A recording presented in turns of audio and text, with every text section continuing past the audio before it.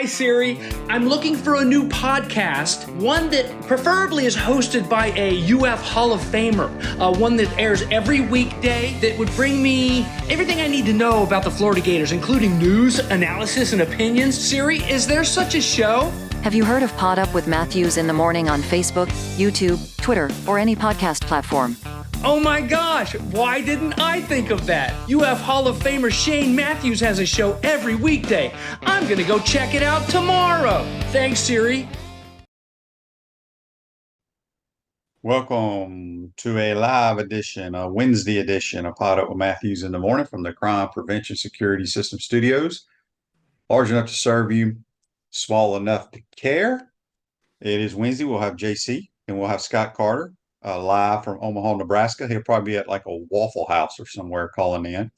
Early start, 10 o'clock game at Charles Schwab Field. If you missed it last night, one of JC's mini hockey teams goes down in flames.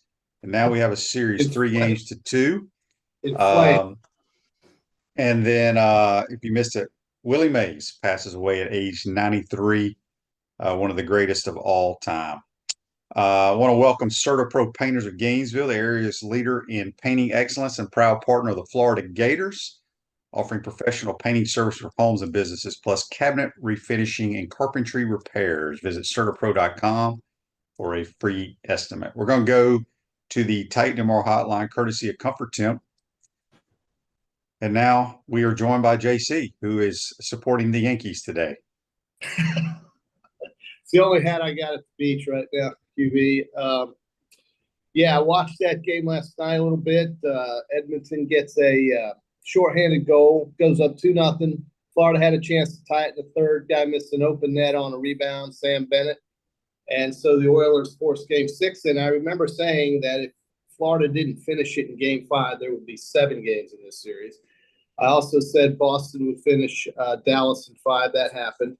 And I'm happy for Boston because this is a team that in 2018 saw LeBron beat them on their home court, saw the Golden State Warriors win a series against them on their home court, saw the Miami Heat beat them on their home court 2 years ago, or last year, I should say, and now finally got over the hump and win their 18th flag, which is the most in NBA history, by 1 over the Lakers and by 11 over Golden State, and by 12 over Chicago, who has 6. Yeah, for sure. Michael says on YouTube, morning guys, Shane, that's 10 o'clock Central, 11 Eastern. I thought I said 10 o'clock Scott's time. Scott is in Omaha, so it's 10 o'clock his time. That's right. Andy says on Facebook Live, brought to you by Mental Law. Bobby Fink and incoming Gator Luke Whitlock finished 1-2 in the 800-meter freestyle in the Olympic swimming trial. I watched a little bit of that. I don't know if you've seen that, JC. Have you seen, you know where they're doing the swimming trials this year? They used to do them in Omaha, like right behind center field and in the I don't know if it's called the Omaha Civic Center. It's where Creighton played. That's where they used to have all the swimming trials, I believe. They took the damn Colts football stadium, whatever it's called now, and they built a swimming pool in it. Huh. It's crazy. You should see it. They had it on Twitter, like how they put the pool in there. But anyway, so, you know, it's always been interesting to me about the swimming trials because like football, whenever you compete to go in the trials, whether it's track, swimming, gymnastics, to go to the Olympics, you only get one shot. You know, where in basketball, it's best 5 out of 7. Baseball, best 5 out of 7. I mean, 4 out of 7. You know, think about if Bobby Fink, who's one of the best in the world, if not the best, I think he holds some records in his events. What if he pulled a cramp in his lat, you know, in the pool and then can't win it or can't be one of the top 3? So anyway, I've always thought that was somewhat interesting. But yeah, a lot of Gators are involved in the swimming trials. I want to give a shout out to Dara Torres, who's one of the greatest swimmers we've ever had here, won multiple Olympic medals. She is your new head swimming coach for the Boston College Eagles. All right. Which is got a job. It's huh? So she got a job. Well, she hasn't needed a job, but she's probably, I'm gonna guess she is 59ish, and she must just be bored. I think her kids are out of the house now, and now she coach uh, college swimmers up in Boston. So congratulations to her, and we'll see how that goes. All right, so the Gators play at 11 o'clock Eastern, 10 Central. If they win, they play later tonight against the Ags. It is what it is, people. Well, Look, yeah, I mean, if you've had to play two, who cares? Let's hope we have to play two, and let's hope we're tired and all that stuff. These guys are damn 18 to 24 years old. They don't get that damn tired. Um, Here's what's got to happen today, though. I saw this stat. Florida's leadoff hitter, three-hole hitter, and four-hole hitter, because Jack Bat's second now, are a combined 0 for 22 with 15 strikeouts in the College World Series. oh, So wow. Jack ain't gonna get many pitches today No. to hit. And as I said on the show yesterday to Buddy, people raising hell. If Jack Caglione was on the other team, the Gator fans would be wanting Kevin O'Sullivan to walk him as well. That's Well, that's baseball. I mean, he's the one guy that if you're the other team, you don't want him to beat you, and it's very surprising what happened the other day where NC State pitched to him, thinking that just because he struck out the first time, he wasn't going to be a threat, and he delivered a 3-run line drive home run. So that's the one guy. And it's the same thing that happened with Virginia in their first game in the walk-off. They had a guy on second base with 2 outs, and the best player, who's probably going to be a high draft pick for North Carolina, their leadoff hitter, their center fielder, he had an open base at first base, just walking. And he gets a base hit walk-off. So, I mean, we should be managers, QB. We should be baseball managers. We should be groundskeepers at golf courses.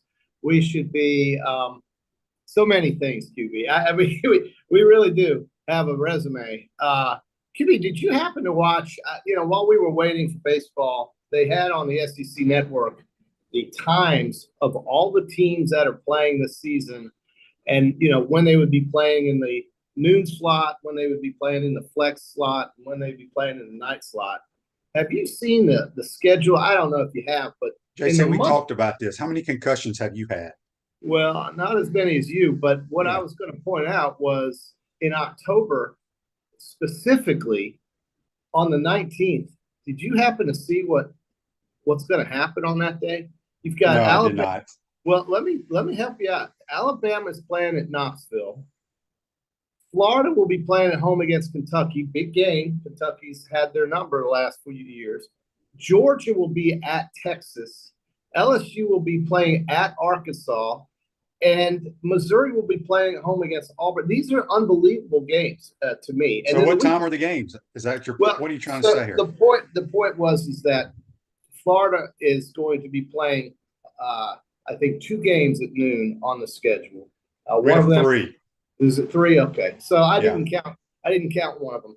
But it really sets up for the football fan to literally watch football from noon until midnight. If you love SEC football and the way it's going to work out.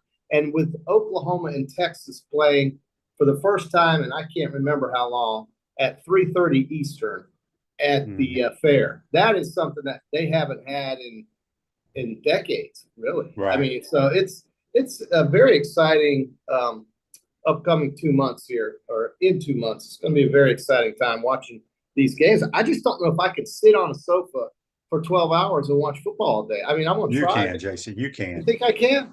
It's a long day, QB. That's a lot of commercials. But, if you have multiple TV sets, I guess you have an advantage. Exactly. R.W. Schaefer on Facebook Live, brought to you by Mental Law, says he's hearing Gainesville Golf Course was recently sold.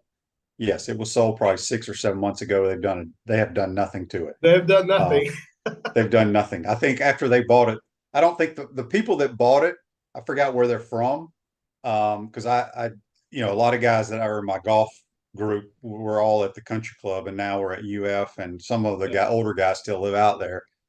They're like, these people obviously, the word is that they didn't even put eyes on this place when they purchased it. So Just looking for land. You think I saw it? no, I don't. I think I don't know what they did. So it doesn't really matter. It's not going to be played on in over a couple of years. So At least I believe the new university course will be built before that thing is refurbished. And only God knows when that's going to start. I mean, we've been hearing this for a year and a half now. So okay, so JC, our noon games, just so you know, we have 3 of them. We play at Mississippi State, so it's an 11 o'clock game. that's right. Okay. We play at Austin, Texas, 11 o'clock game. Awful. And then we have the Black Bears of Ole Miss rolling in here at a noon game. Noon game. I mean, I guess that's what happens when you're a 5-7 and you because you obviously didn't listen to me and Mike Morgan. I did. The noon and 3:30 games are now the games. It's not night games anymore. It's noon and 3:30. You can say that. They can say that. The TV people can say that. Most people want night games or afternoon games. We're going by ratings, JC, not by what you want as a fan. Your ratings are based on what Fox shows in the Big Ten. That's what the ratings are based on. They're not based on. I'm just telling you, he works for a TV company. You work for a financial firm, and he's saying the 12 and 3:30 games are that's where the games are going to now.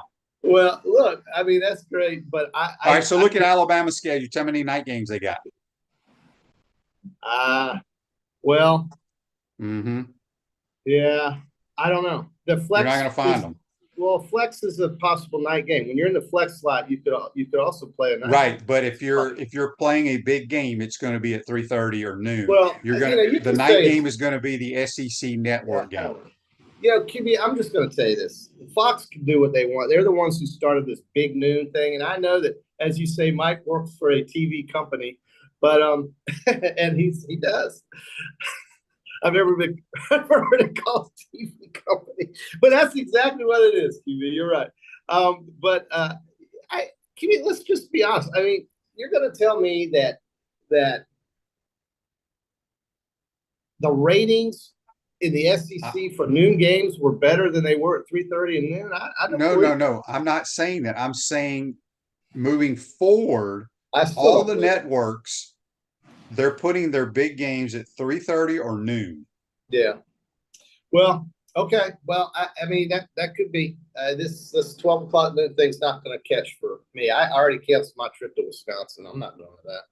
I mean, I don't think people want to watch 11 a.m. football. I mean, maybe I'm wrong, but I don't think the studies have proven that to me yet, because I don't think big noon on Fox is a big draw in the biggest part of the country when it comes to football. Now, granted, I don't know. Perhaps geography is taking hold here in the Midwest, but if you ask me, everybody wants to be in the SEC, and everybody talks about the Southeast. And I can guarantee you, I don't care what the TV companies say, nobody wants noon games in the Southeast. And so the TV companies can. Well, I agree, but your team is going to be playing noon games, okay?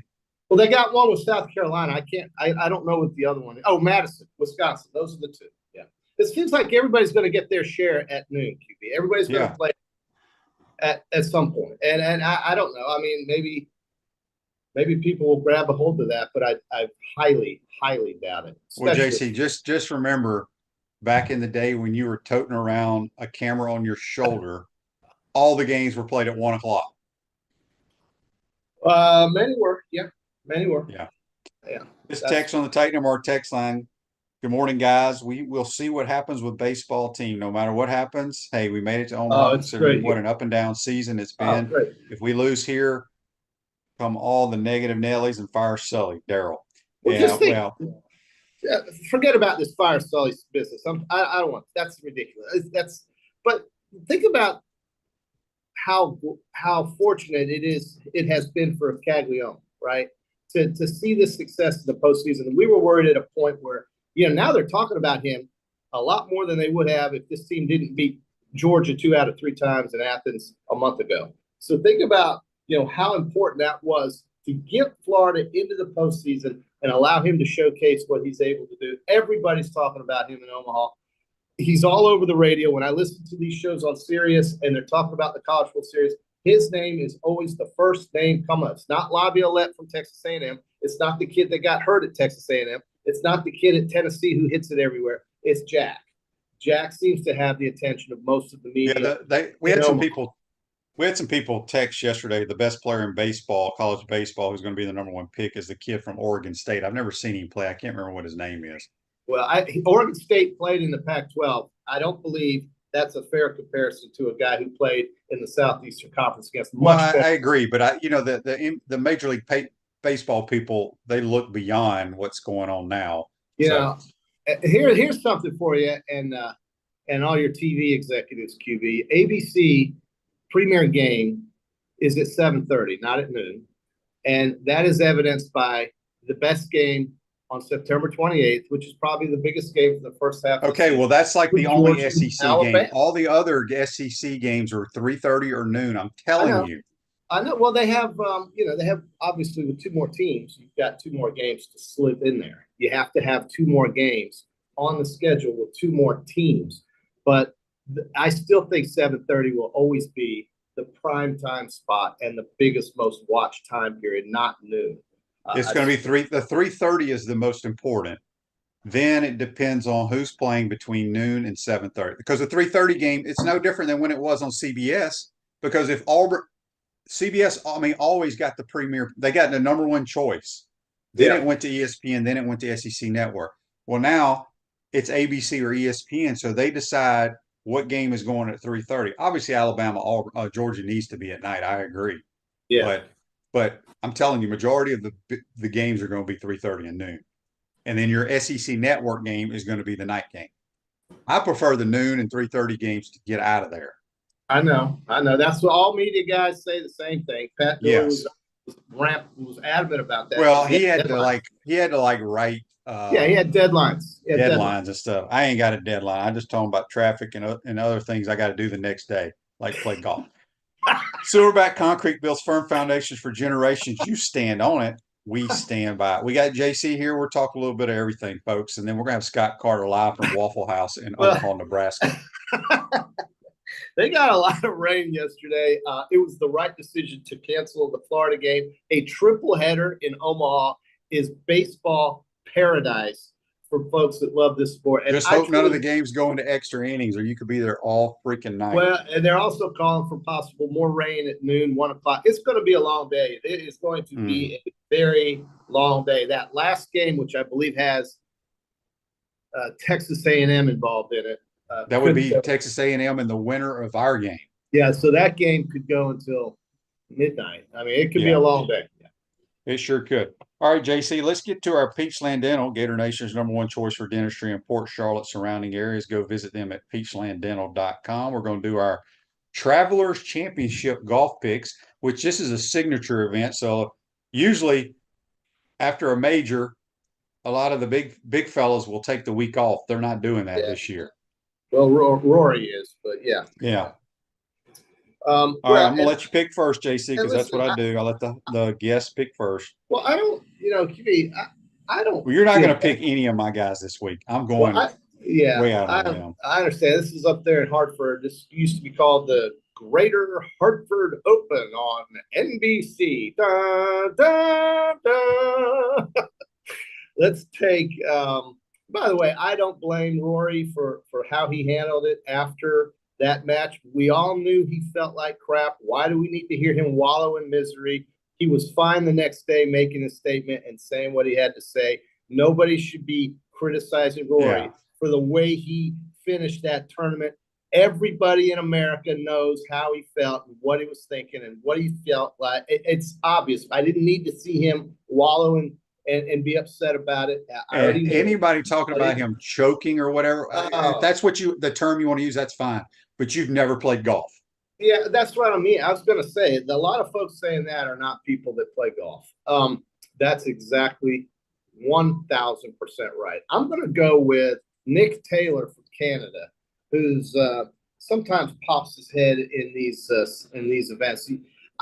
So this is a premier event, huh? Yeah, no cut, I believe, is how that works. Okay.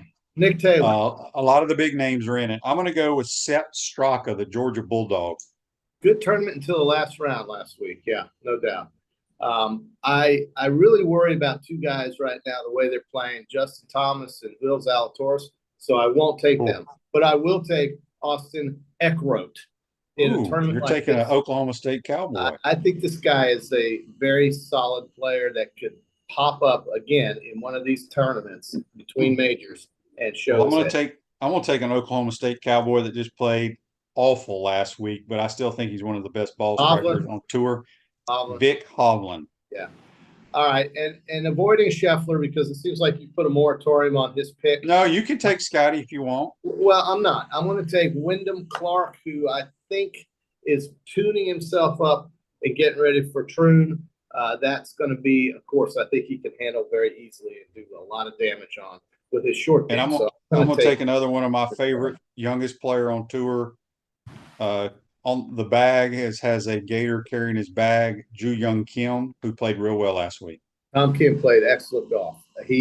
Speaking of Wyndham Clark, I don't know if people saw it, but you have 4 participants that made the U.S. Olympic team. It was Scheffler, Wyndham Clark, Schauffele, and Morikawa. Those are your participants. Yeah. Give a shout out to 2 former Gators that are representing their countries. Alexander Tosti, Argentina, I believe it is. Yes, that's right. And then Camilo Villegas, Colombia. Colombia. Yeah, I find it also odd that the U.S. Open champion is not representing America in the Olympics, but it's because of the live thing. He's not recognized in the rankings. But the guy won the biggest tournament of the year. Really, you're not going to put Bryson DeChambeau on the Olympic team? I don't really even know how they qualify. JC, do you know? It's world rankings on the PGA tour. On the PGA tour. Well, how is Wyndham Clark one of the top? He hasn't had a great year. Maybe there's a wild card pick involved as well, and he has not. But I just think Bryson DeChambeau, with the way he played at the PGA and the way he played the U.S. Open and just the way he plays, period, you're telling me he's not? He should be on the Olympic team. Come on. But, I mean, do you ever watch golf in the Olympics? I don't. So it's a weird deal. I guarantee you Hideki Matsuyama is going to represent Japan. Yes. I tell you what, if South Korea is in the Olympics in golf, how do you choose who? I mean, they got a slew of folks to choose from. Ben On, Siwoo, of course, Tom Kim. So it's a good question. I think Sanjay. This is your roster, QB. You should be the roster builder for the Koreans because I should be their honorary coach. 31 Ember says Brian Harmon's a great pick. Excellent history on this golf course. Yeah, Harmon's that guy that is a competitor, little bulldog, gets after your ass. I don't know how he played last week. I got a prediction for you, QB. Your Black Bears are 9-0 going into the Georgia game during the year. Well, I haven't seen their schedule. Furman win, Middle Tennessee win, Wake win, Georgia Southern win, Kentucky win at home, South Carolina win at Columbia, LSU. That's going to be a tough one, but I think they win. And where's the game at? That was in Baton Rouge. They'll lose that. And then Oklahoma at home win, Arkansas in Fayetteville win, and then Georgia. So if not 9-0. Well, I will say this: Ole Miss, going back to my days when I was a young kid, have always had trouble with the Hogs. Yeah, away from Oxford. They always do. It's a big rivalry game, folks. It's a huge rivalry game. And then don't overlook the Sooners because that's going to be an interesting game. I just worry about their quarterback situation, and we'll see if he pans out. He's extremely talented. He played a lot last year. One of those highly top 5-star guys. I'd feel better if they had Gabriel still, but we'll see. You're right. I mean, we'll see what Venables does on the defensive side because that's what it is for Oklahoma. But they lost a quarterback. So the way I look at it, so we'll see. We'll see. He might be great. You're right. He could be the newcomer of the year for Oklahoma. But that game's in the Grove. It's in Oxford. I think Mississippi is damn tough to beat at the Grove. I really do. So. We got a text here on the Titan MR text line from Will. He says, JC, did you ever see Willie Mays play? No. When did Willie Mays, when was he done playing? I'm not that old. He's 93, so he let's played say in 73, I think. I think 1973 was his last year with the Mets. I believe he finished his career with the New York Mets. let's just be honest, folks. He did not play for the Yankees. So JC loved the Yankees when he was a youngster. I did love the Yankees. Yeah. I love the Yankees. Listen, So when do we think Willie Mays' last year was? I'm gonna guess. I'm gonna say it was 73. 1973, right, for the New York Mets. And his career, though, was mostly made in San Francisco, of course, with the Giants. And Barry Bonds made him Barry Bonds' godfather. And that's right. I forgot about that. Isn't that why Barry Bonds wore number 24? Yeah, I mean, that they are very, that's his godfather. Barry Bonds had a heartwarming statement about his godfather, Willie Mays, yesterday or the day before. And, Barry Bonds was a really, really, really good player. I mean, I don't think he obviously didn't have the numbers I'm sorry, Bobby Bonds. Bobby Bonds was made Willie Mays Barry Bonds' godfather. So that's the connection that the Bonds have with Willie Mays. Bobby Bonds was his teammate in San Francisco, and they were very close as they played together. And then Barry was the son of Bobby, and Barry said, I hope you and Dad are having a hell of a time up in or a heck of a time up in heaven, and I'll see you soon or someday. Something like that. He said something very heartwarming. But he was very close to the Bonds boys, Barry and his dad, Bobby Bonds. All right. Speaking of baseball, this day in sports brought to you by Campus USA Credit Union. Put some star power to work in your financial life with Campus USA Credit Union. Say hey, kid. Say hey, kid, man. Yeah. In 1847, JC, first officially recognized baseball game was played by the Cartwright rules, whatever that means. The New York Nines defeated the Knickerbockers 23-1 at Hoboken, New Jersey. Oh, I'll be darned.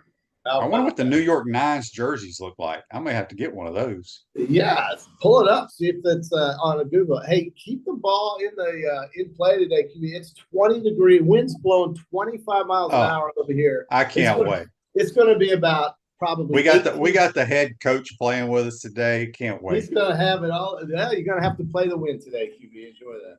Yeah. Michael says on YouTube, brought to you by Quality Plumbing, JC took the day off from Silverback to go work at the Oasis in St. Augustine.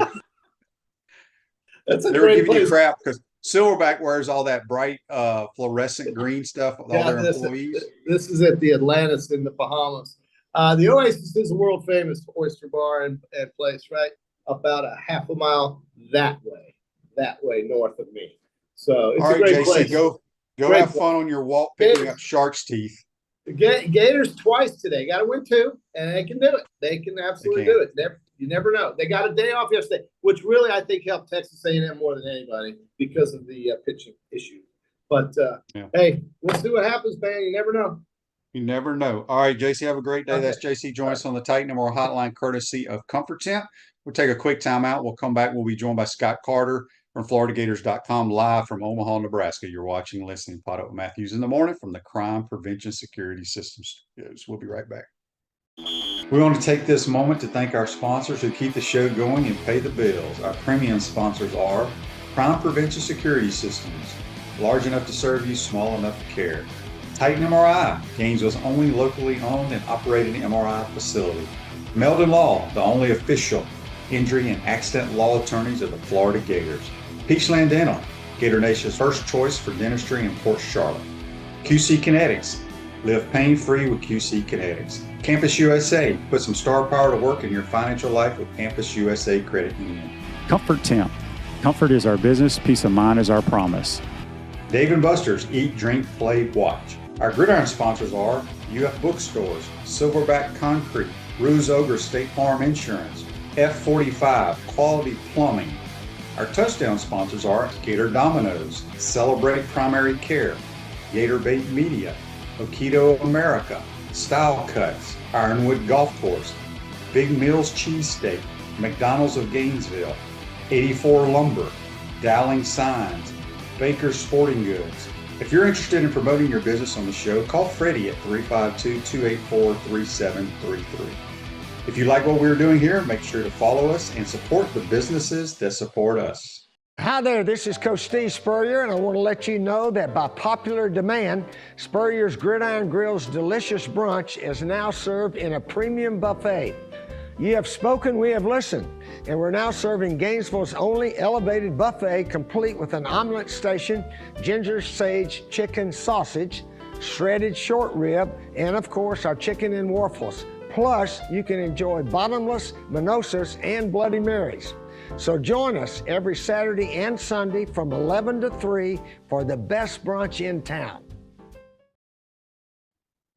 Welcome back to the Crime Prevention Security System Studios. Large enough to serve you, small enough to care. Ruzoga State Farm Office is a team of dedicated insurance professionals ready to help life go right with the right insurance options for you and your family. Visit ogreinsurance.com. Give them a call, folks, at 352-240-1779. We're waiting on Scott. He just texted. He'll be logging here in just a second. I needed to get to this Facebook Live. I got to pull it up on my phone because it goes away on the computer. If I can find it here. If you've been sleeping under a rock, Gators play or supposed to play. We'll get a weather update from Scott here in just a second. But it's supposed to be 11 o'clock Eastern Standard Time, first pitch. And Scott is logging in now as we speak. Tim wants to know what's going on with the Rashada legal case. Nothing really. There's nothing going to happen with that, Tim. It's just a bunch of bad publicity and them trying to get money, but they're not going to get anything, I don't believe.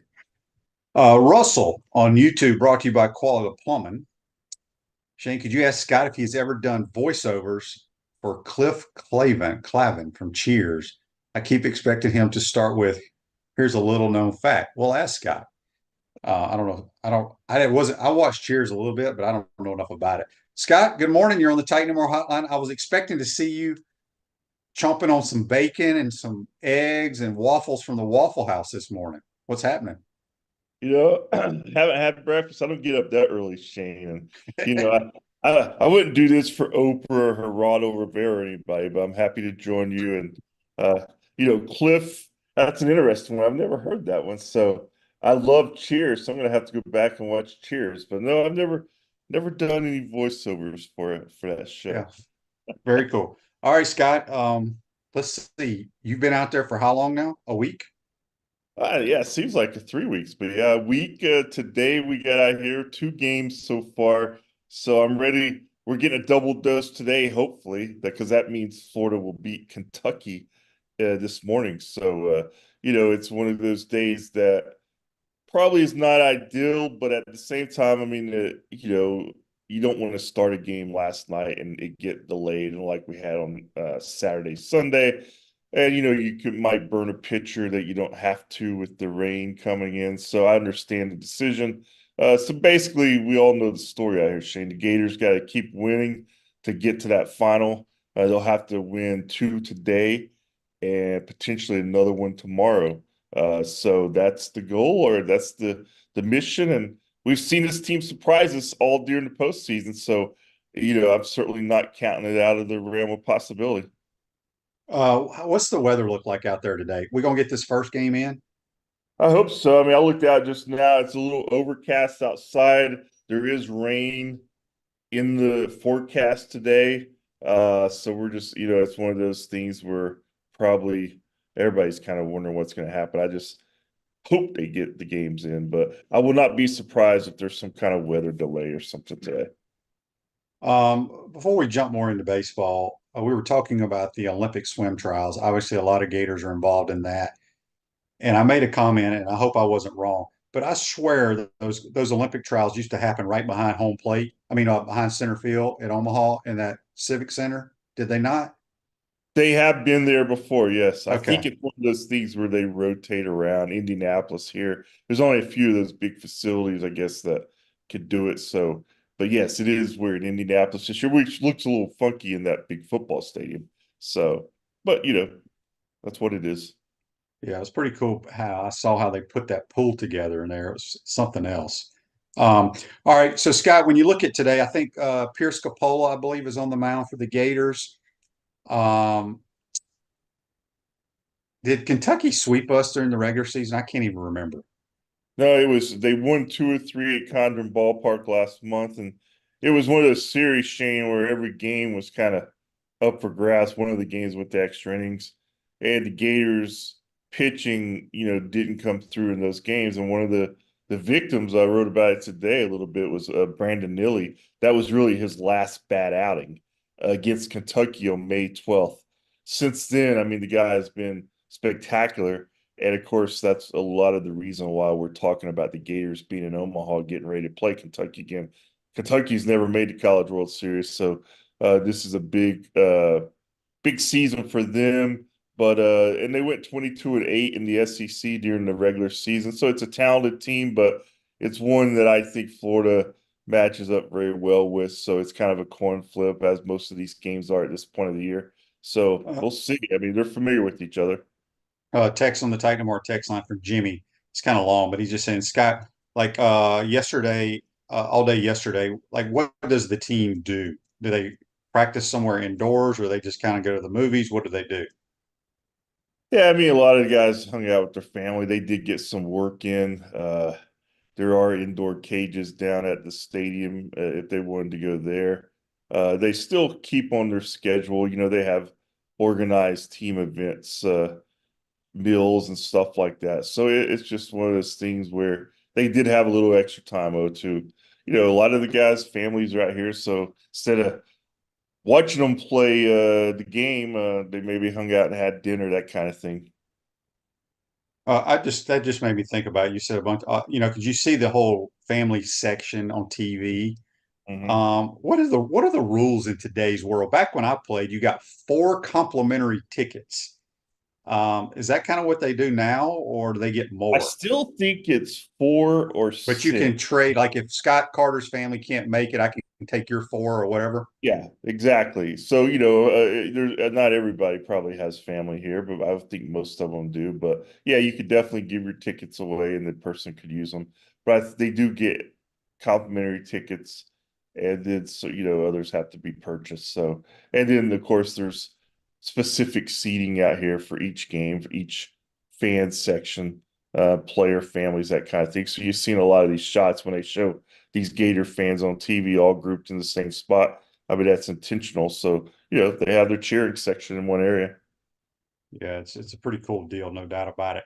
All right, so back to Kentucky today. Obviously, there's a lot of people that don't like the way Kentucky plays. They kind of showboat or what have you. What are your thoughts on all that? You know, I'm kind of mixed, Shane.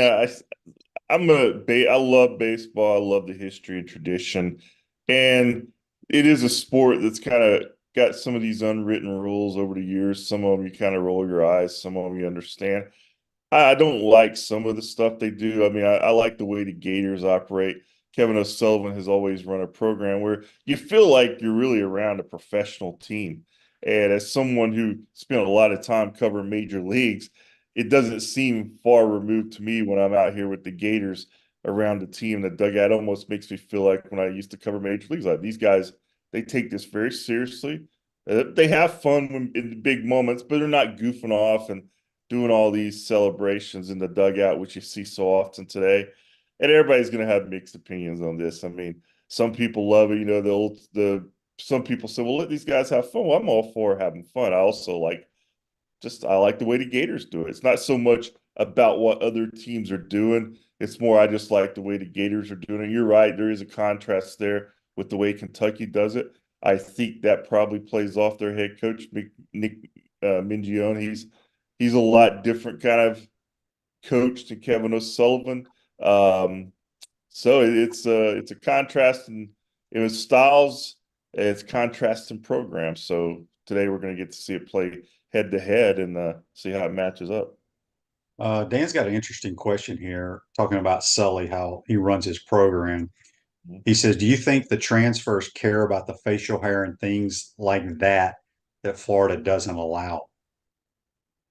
Um, you know, Maybe the ones who don't come here. I mean, you have to talk to them. I just that's a tough question to answer. Uh, I don't think it concerns Sully. I think there's plenty of good players who probably are worried about a lot of other things, and whether or not they can have a mustache or long hair. Uh, so Or blue mustache? yeah, blue mustache. Which again, I remember I played baseball in high school. Shane, I still remember having an old school coach who didn't like long hair, and I had to cut my mullet off. And I wasn't even a very good player, but I still cut my mullet off. So it's just all what you're willing to do to play where you want to play. Yeah. All right. So I saw this stat. I mentioned it to JC. I'm assuming, since everything on Twitter is legit, right, Scott? Um, they're referring to our top four guys in the batting lineup. It said that Florida's 1, 3, and 4 hole hitters are a combined 0 for 22 with 15 strikeouts in the World Series. Does that sound about right? Yeah, Curlin, Wilson, and Shelton, they have been very cold in these first two games out here. Yeah, and Curlin's kind of been snake bit a little bit, but I mean they're going to need to do something, or Jack won't see a pitch today. Yeah, I mean, they only had 4 hits on Monday in the win. So, I mean, you've got to get more than 4 hits. And, Jack did carry the load that day with the big 3-run homer. And then, of course, the bullpen came in and saved the day as far as what he was able to do on the mound. So, yeah, you're right. I mean, that the best thing is for those guys to get on base when Jack comes up, so they almost have to pitch to him. But Ashton Wilson, number 3 hitter, has been so good in the postseason. I wrote a story on him before the first game out here, and he's really been the story of the Gators postseason to some degree. Him and Nilly and Caglione. You expect Nilly and Caglione to kind of do what they're doing. Maybe not Nilly to this degree, but you didn't expect Ashton Wilson to be 12 for 29 entering the College World Series, and now I think he's 0 for 8, 0 for 9. So hopefully he'll be able to get it going. But yeah, they're going to need some help, no doubt. Andy wants to know on Facebook Live, brought to you by Mel Law, have you made it over to the Drover? Yes, sir. I mean, I'm a veteran, so I'm not missing a trip to the Drover, man. I went over there on Monday night after the game with a couple of buddies, and a group from our traveling party went on Saturday, I think it was, and I was unable to go. I had some work I was trying to finish up, so I was glad to get over there. If you come to Omaha, it's one of those traditions that you just kind of have to go. Those whiskey soured steaks, man, they're legit. And you walk in there and you feel like you're walking into like something out of like Goodfellas, like or one of those 1970s dark bars, Yeah. and but it's a really cool place. And of course, as I don't know if you remember, but I actually wrote last year, Parker Lais, who's on the Gators football team right now, his family owns that restaurant. So Mm-hmm. that's a weird tie-in that we discovered last year. Couldn't go without writing about that. Yeah, very, very strange. A kid who went from Omaha, Nebraska to IMG to the Gators Yes. owns a restaurant. Speaking of Omaha, John's question on YouTube says, I know Omaha's tradition, but they need to rotate to places that have indoor facilities. That's that's the big talk in softball too. With Oklahoma being 20 miles away, they have a huge advantage there at OKC. But I mean, there's no chance they change Omaha. I mean, that's kind of what it is now, right? 75 years and counting, I think. So they Maybe they built. should Charles Schwab needs to put a roof over that place. Yeah, I mean, the funny thing is, last year's College World Series, there was one weather delay the whole time. It was for an hour and 28 minutes in the Wake Forest LSU game, I think it was. And this year, obviously, has already surpassed that. I think the Gators may have set the record with that 4-hour, 7-minute delay the other night. But that's part of the game. It's part of summer. It can happen. But Omaha, I think, is deeply rooted as the host of the College World Series. If that changes, Shane, you may still play quarterback for Gators down the road. Billy Napier might recruit you again. I'm coming back. Coming back. Let's see here. Live a healthier lifestyle with our bold flavored smoothies, our amazing food, tropical smoothie. When you eat better, you feel better. Scott, who does your laundry while you're gone? Do you give it to the equipment guys? No, I just bring so much, Shane. I stuff my suitcase that I don't really have to do it. So I did it before I left because I've been out here. But now there are laundry services some of the folks go to if they don't want to carry a bigger suitcase. But man, you never know because you could be here 4 nights or 14. Yeah, That's it's trick. nuts. It's Yeah. crazy. Text on the Titan MR text line. It's kind of long. I'm going to paraphrase. It's from Ronnie. I had a discussion. I don't know if it was with JC on Monday or Buddy on Tuesday. All my days mixed together here, but it was regarding Sully. Um, there's rumors out there that the coach at Texas, Scott, is on the hot seat. He has not been fired. But there's talks about obviously anytime a big job opens up, Sully's name's there. I think Schlossnagle. Could you imagine if he left A&M to go to Texas? The hell he would catch. Yes. So the question is, Scott, in your opinion, is there any way Sully leaves the Gators? Well, not unless he, for some reason, was tricked to signing that big contract extension he just signed. So I would be surprised, Shade. I don't know. He's not going anywhere. I mean, uh, no, I think he wants to be here long term, and he's made that evident. And, he's got a long contract right now, so I think he's in pretty good position. Yeah, I agree. Text here also from Will. He says, Scott, what can you tell us about the transfer that Sully picked up from Miami? Blake Sorry, yeah, I mean, he's a good player. He was an all ACC player. He's a guy that can come in the middle infield, and they're going to have some roster makeover as they do every season. And when you add a guy like him who has a live bat, pretty good fielder, I think he's got some versatility to him. And he's played at a high program like Miami, so I think it was probably their biggest addition yet name wise. So yeah, I like him. I think it's a good building block to have going into the off season. Tanya Ron on YouTube, brought to you by Claude Plummer, says, how active is Sully with NIL in Florida Victorious?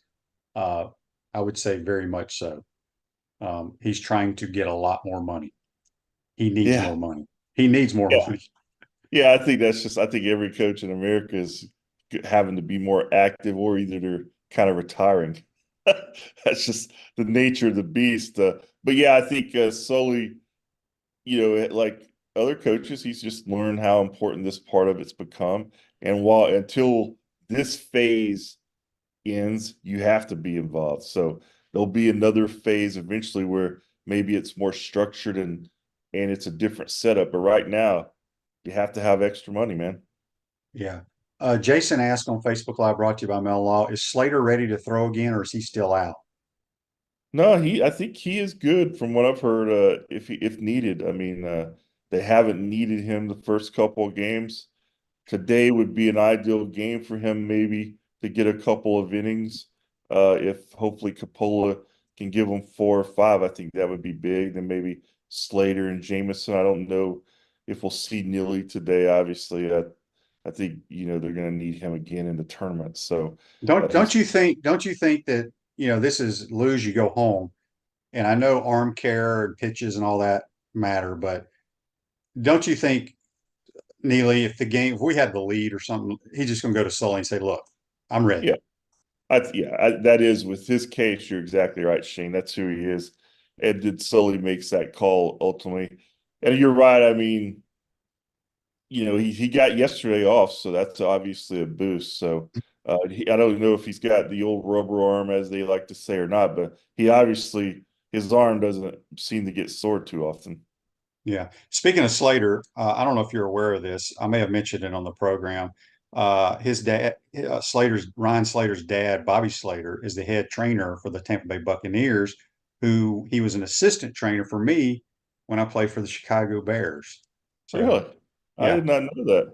That's an Oh, well, there interesting. you go. There's a Yeah. story for you. Yes. So go down to the family section, and he's a little short, kind of red hair, got beard, stocky fella. Tell Bobby Slater I said hello, and you want to do a All right. story on him, Scott. All right. We'll do. Speaking of stories, you're going to like this text. This is from Sharon.